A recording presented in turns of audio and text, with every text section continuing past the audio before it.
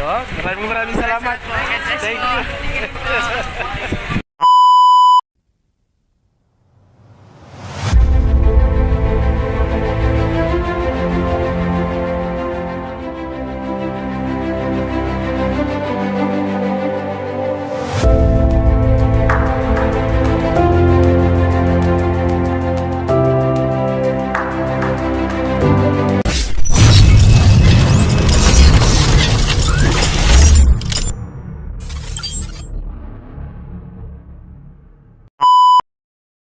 Guys, welcome to my YouTube channel. This is Kuya Potpot Vlog at meron tayong isang reaction video po, no?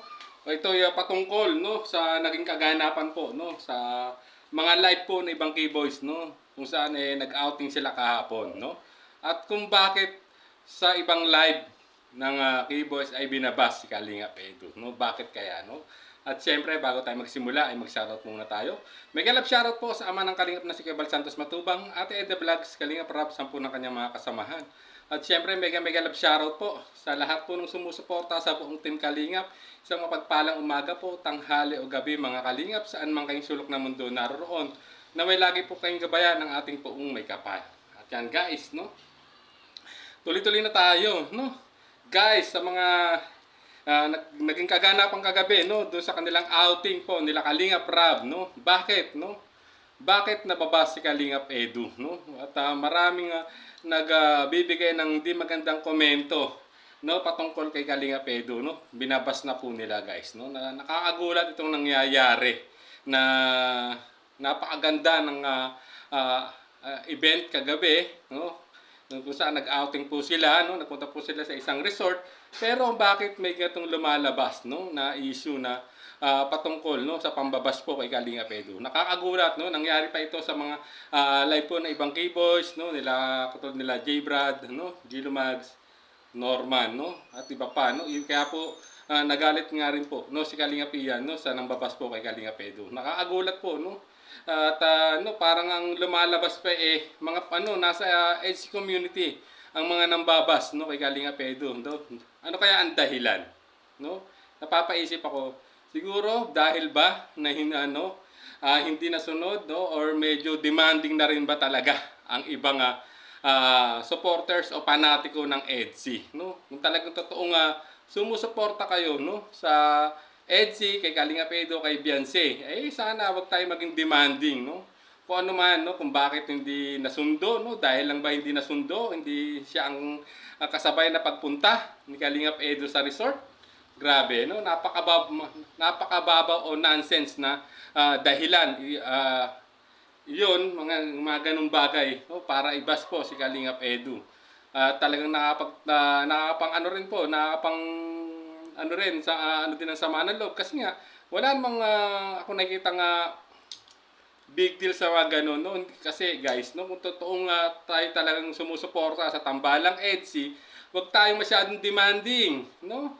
At hindi lahat ng oras o lahat ng galaw o bawat kibot ng dalawa, no, ay dapat lagi tayong updated, no? Nawawalan na po kasi ng privacy, no?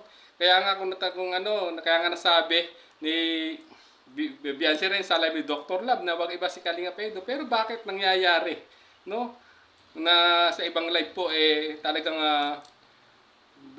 binabas, no, o binibigyan ng mga negative comments o impression si Kalingap Edu sa mga naging kaganapang kahapon, no?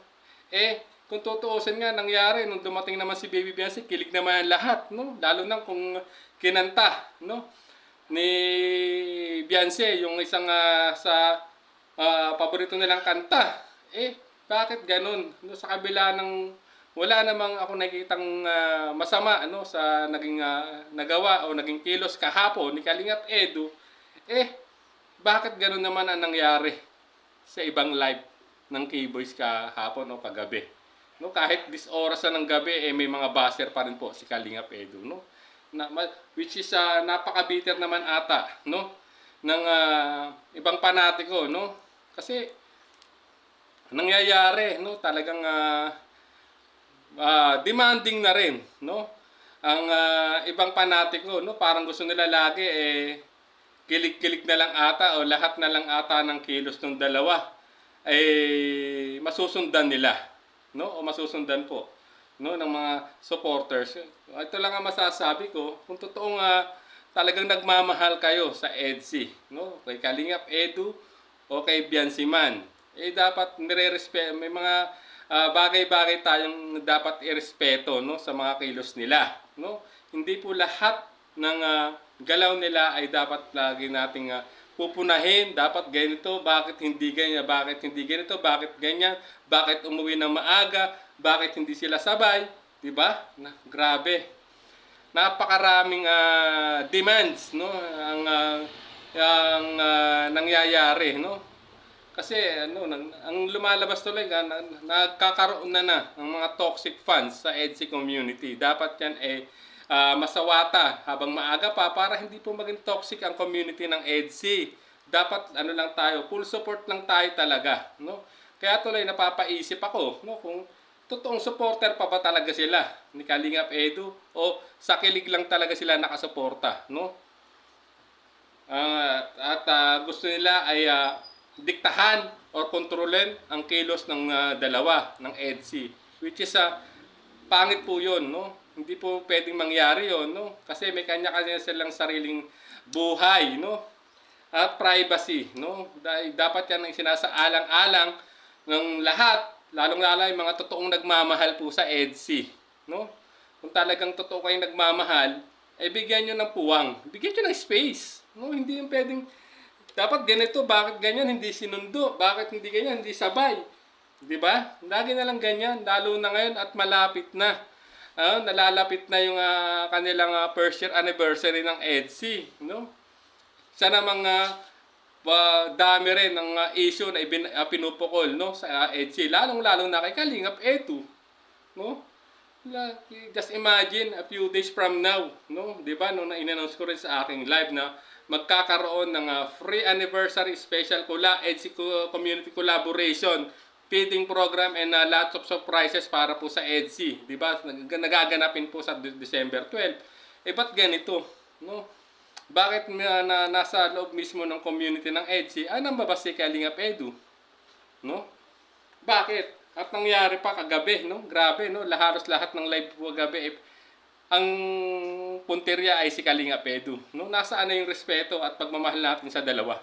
Kung totoong talaga tayong sumusuporta sa EDSI, no?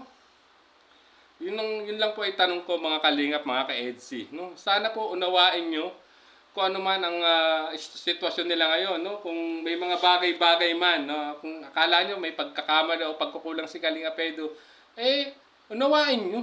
Hindi yung ganyang babatikusin nyo, no? At binabas nyo sa ibang live ng ibang keyboys, grabe, no? Alam naman natin napakabait ni Kalingap Edu. Kaya lang, pag ganyan, baka magkaroon ng pagbabago, baka mamaya, hindi naman after ng pabahay si Bensi, hindi wala nang vlog ang EDSI. Gusto nyo ba yon? Diba? Wala na kayong update, no? Dapat bigyan natin limitasyon ang ating sarili sa pagiging panatiko, no? Wag po tayo masyadong demanding mga Kalingap, mga ka-EDSI, no? Para maging smooth lang ang community at patuloy na may aabangan tayo lagi. Hindi tayo dapat mag-demand, no? Kung ano yung gusto nating mangyari, no? Dapat go with the flow lang tayo, no? Kung ano yung hinahain na vlog ng EDSI para sa atin, yakapin natin at suportahan, no? Tulad ng pag-support natin sa buong Team Kalingap, dapat ganun po. So, yan ay sana'y maliwanagan ng lahat, no? At siyempre, love lang tayong lahat, no? Bashing sa lahat po ng beneficiary ng Kalingap, especially sa mga Kalingap Angels, guys, no? No bashing, please, no? At siyempre, kung nagustuhan niyo po itong aking opinion o reaction, ay please comment down below lang sa aking upload video na ito. Maraming salamat po. Hanggang sa muli po nating reaction. There's a vlogger named Kuya Pot, spreading good vibes, giving all he's got. With the camera in his hand, he hits the road, capture moments, sharing stories untold. Kuya Pot, he's the one we adore, bringing smiles, he's got so much more. In this crazy world, he is a ray